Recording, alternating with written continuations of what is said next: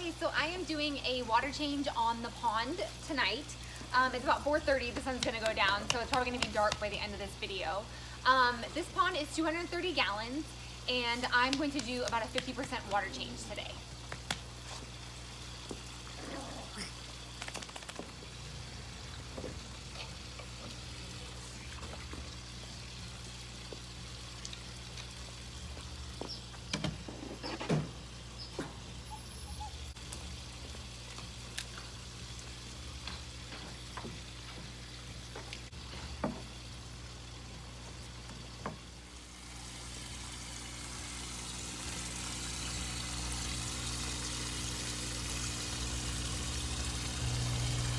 The pond is filtered with two 125-gallon sponge filters along with a box filter rated up to 500 gallons.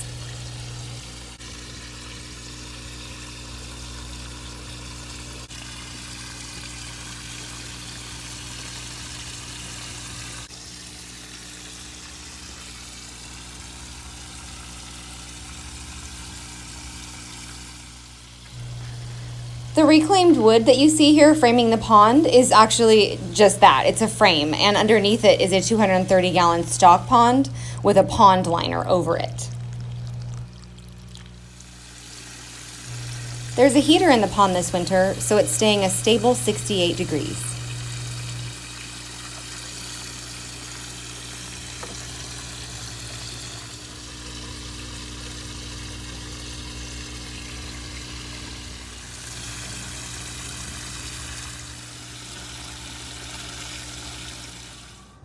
The garden hose filter removes chlorine, chloramines, herbicides, and pesticides from the tap water.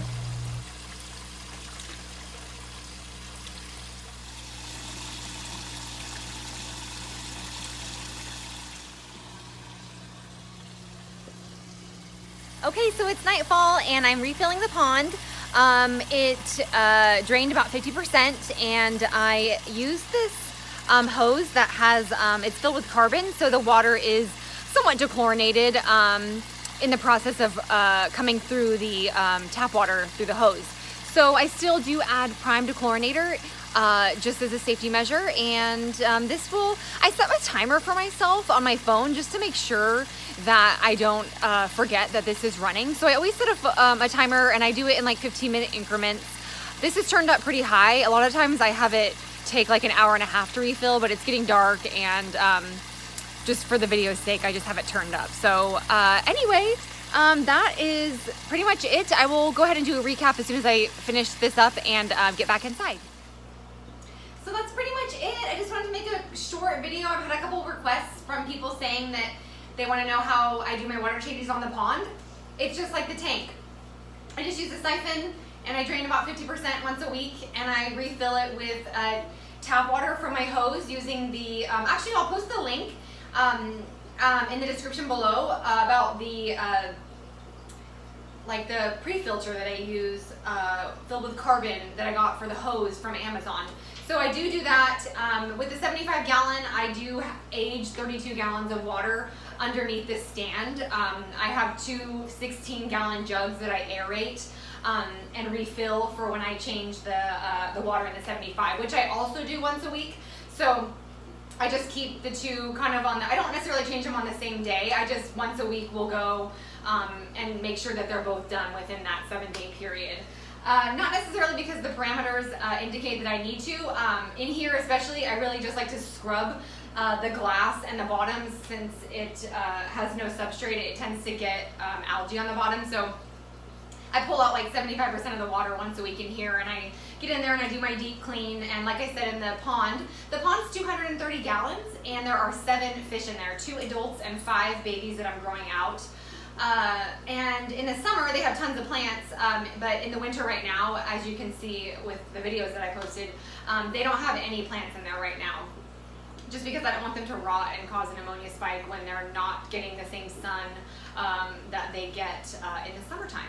So I will, in the spring, be very excited to put the plants back to make it look like it did last spring. The pond is heated. It is 68 degrees. I put a heater in there in October to maintain that temperature. I'm in California, and it's gotten as low as 30 degrees here so far this winter. So the pond hasn't wavered. I really like that Finex 800 watt heater that I got from Aquarium Depot here in Sacramento. That's been great. It hasn't let me down. It has a adjustable thermostat on it. It's just, I have it inside the wood frame of my pond, so it actually isn't getting any rain or anything from the weather that we get here. So it's been awesome. I highly recommend it. Again, this is our first winter with it, so I'll have to keep you posted. But so far, for the last going on 4 months, it's been awesome. I check the temperature every time I'm out there feeding them and make sure, and of course I can tell by feel because it's warm compared to how it is outside. So really, really good heater. Anyway, I think that's pretty much it. I just wanted to try to stay consistent with uploading some content since I'm terrible at that. Let you say hi to these guys. There are 4 of them in my 75 gallon. That's for another video though, so I'll make another video and maybe post some of the details on this tank here. So anyway, thanks so much for watching, and I'll catch you next time.